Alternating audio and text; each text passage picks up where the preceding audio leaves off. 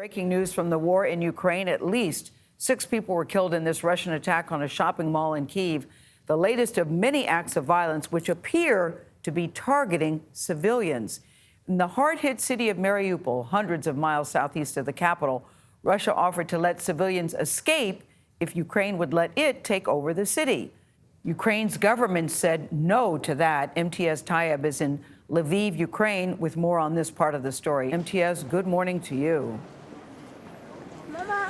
Gayle, good morning. Well, President Zelensky calling on Vladimir Putin for what he's calling face-to-face talks. But the Kremlin is saying more progress needs to be made first in this war, which is now being called a bloody stalemate. A warning, some of the images in this report are quite distressing. In the heart of Kyiv, an inferno. After Russian shelling targeted this shopping center overnight, killing at least 6. By morning, and the devastation is near total.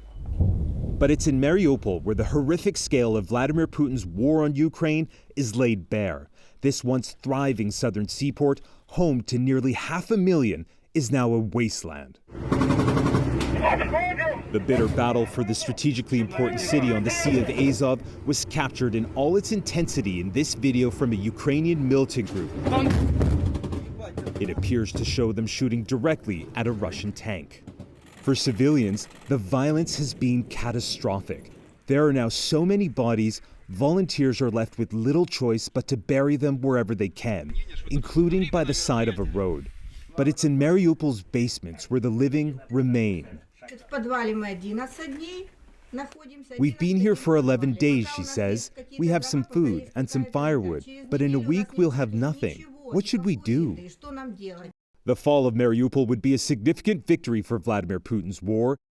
It would allow Russian forces stationed across southern Ukraine to connect with soldiers in the east of the country. But at what cost?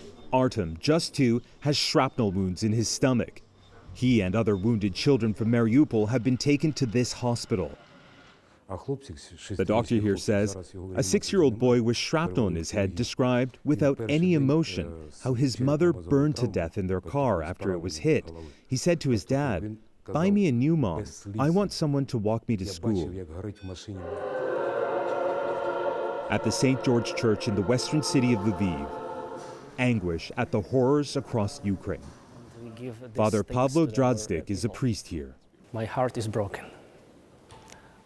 I cry all time because I can't understand why. What the reason? But I know that I need to be strong and I need to help the people. Vladimir Putin's war is now in its 4th week. But it's the people of Ukraine who continue to show strength in their suffering as they pray for this living nightmare to end. Now, according to the UN, 10 million Ukrainians have now been displaced by the fighting. 10 million. That's nearly a quarter of the country's population, with 3.5 million of them now refugees living abroad. Nate. You were right. Those images are absolutely heartbreaking. Imtiaz Tyab in Western Ukraine, thank you.